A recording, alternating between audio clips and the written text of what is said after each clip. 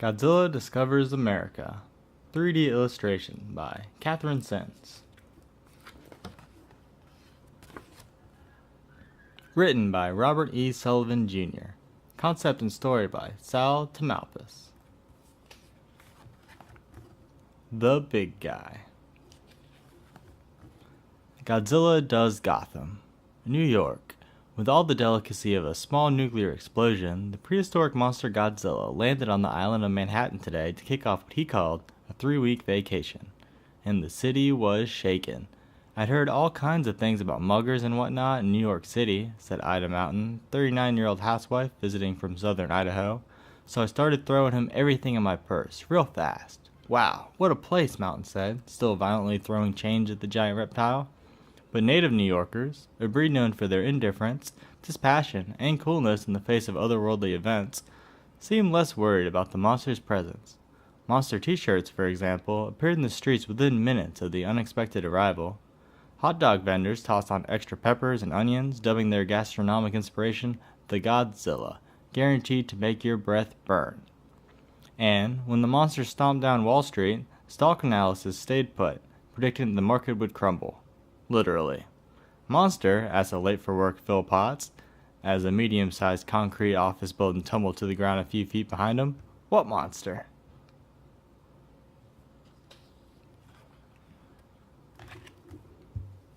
Town run out of town. Cholesterol, Connecticut. Hungry after a 2-day spin in the metropolitan area, the prehistoric monster Godzilla surprised a few thousand residents here and inspired them into taking part of the first annual Goodbye Cholesterol Run. He scared about 30 pounds off of me, said Jay Ketchum, out of breath and control as he sprinted in the general direction of South America. I'll never touch another monster burger again. It was, according to authorities, about 3 p.m. when Godzilla appeared at the Monster Burger on the outskirts of town here. Donning dark glasses, black high-top sneakers, and a wool stocking cap in an apparently fruitless attempt to avoid recognition, the monster drove up in a white Camaro convertible, police said. I knew something was up when he, ordered 486 monster burgers to go, said Lori Tawny, a roller skate waitress here, and he had this, Japanese accent. Melissa Medium Rare, manager of the Monster Burger, said she called police when the monster began annoying other customers. He was singing, I Rub New York, Medium Rare said, and it was really loud.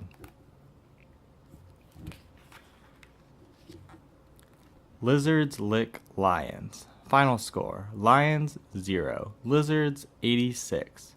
Chicago. With the giant hand of an unknown new star from the minor leagues, the Lizards licked the Lions yesterday, balls blasting out of the stadium like lightning. The game started quietly enough for the injury-plagued Lizards until a new player, Gary Godsey, came to the plate late in the first inning. When he did, the Lions, and a good portion of the home crowd, abandoned the stadio, allowing Godsey to hit on his own for the next 3 hours. The Lions said they would protest the Lizards' win.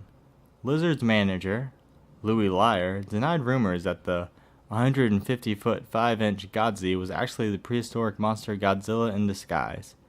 He's just an ordinary kid from upstate Illinois, Lyer said, as the dark green rookie torched the opposing team's dugout.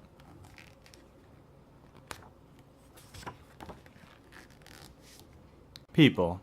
Hey New Yorkers, guess which green big guy is going to dinner with our sultry starlet La Mama these days? That's right.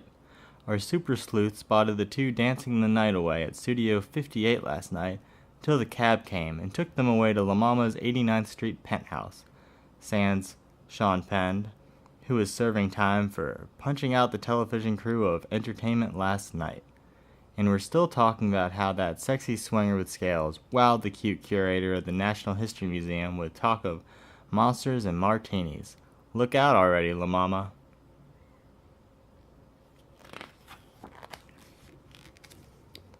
Bugs Bite Big Apple, New York. Danette Dwyer flicked her kitchen lights on and off, but to no avail. The giant cockroaches wouldn't go away.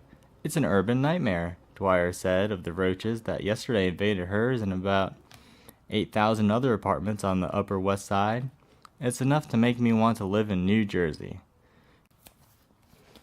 Dwyer said later that when she first turned on her apartment lights, she thought her Doberman Pinscher Rodney had crawled on top of the refrigerator, as he has always done when he has eaten his raw steak too quickly.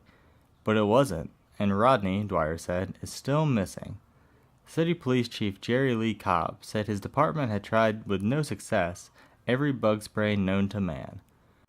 Cobb said he has called in the National Guard and hopes to hear from the monster Godzilla, who is still vacationing in Florida. These things are bugging the hell out of me, Cobb said. The mayor could not be reached for comment. A spokesman said that he was in conference all day with a New Jersey realtor.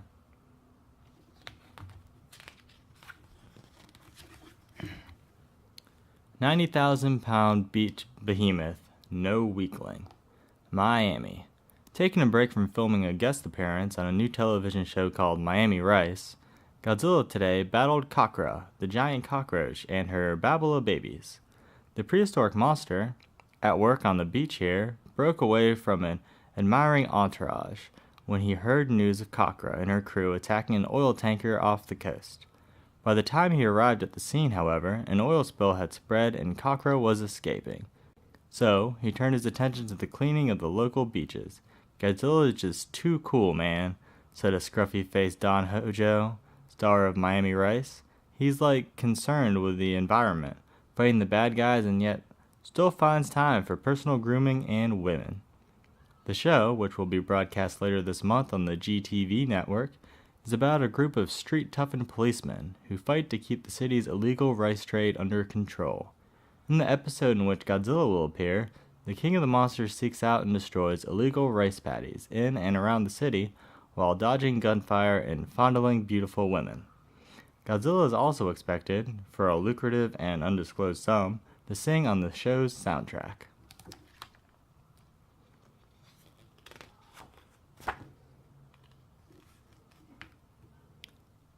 Invaders crowd his space. Cape Canaveral, Florida. Just when he thought it was safe to go back to the beach, Godzilla's vacation was cut short today, as he battled a crew of space invaders attempting to take over the Earth. The scene, a violent and explosive one here at the rocket launch pad, was marked by sharp words from both sides. "Oh, so you want to take over the Earth, huh?" asked Godzilla sarcastically. "Well, why don't you go do it someplace else?" "Yeah," retorted a chorus of snotty space invaders. "Well, who died and made you the good guy?" At that point, the battle seemed to end in a draw as Godzilla yelled, "Oh, just shut up," and accidentally let go of the invaders' craft. The space invaders then flew away and shouted remarks which scientists here at man's most advanced space research facility roughly translated as "nyana nyana nyana." Zilla clips roaches. 3 Mile Island, Pennsylvania. It all seems so hopeless here. There is the threat of nuclear disaster, the chance that the giant cockroaches would take over the world. It might even have, scientists warned, rained. But through it all, Godzilla stood tall. "I was never worried," said the monster, fresh from victory in what ended as his last battle with Cockra and her crew. And the ending came suddenly. For hours, the monsters had fought. Godzilla, with hideous roaches draping his sides, faced Cockra head-on. During the battle, roaches who tired headed for the power plant's towers to sip on radioactive fuel for energy and then stormed back into action. But suddenly, they stopped. The roaches just sat down and shut their eyes. "I just wore them out, that's all," Godzilla said, a towel draped around his shoulders. Godzilla warned that the roaches might only be stunned, but Godzilla just shrugged his shoulders. "There ain't a roach around that I can't clip," he said, snorting a bright blue flame. I pitied the poor fool.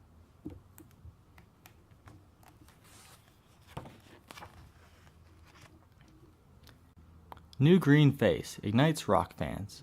Philadelphia. What he lacked in basic musical talent, the monster Godzilla made up for in raw energy at his cockroach victory party here last night.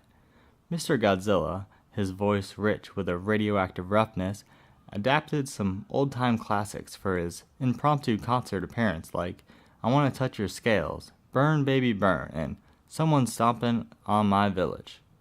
Alternating between electric and acoustic guitar, Mr. Godzilla seemed most comfortable with the softer ballads. bringing the crowd to the verge of tears on his searing version of "It's Not Easy Being Green."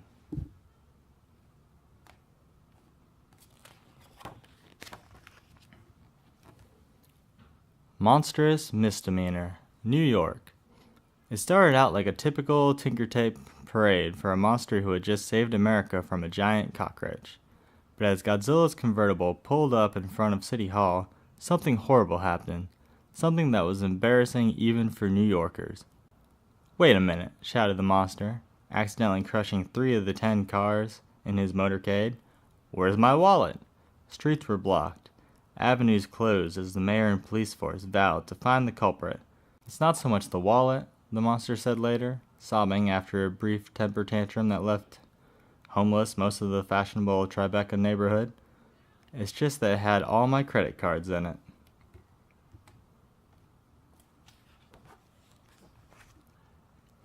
Reptile Rock's Rushmore comes head to head with Forefathers.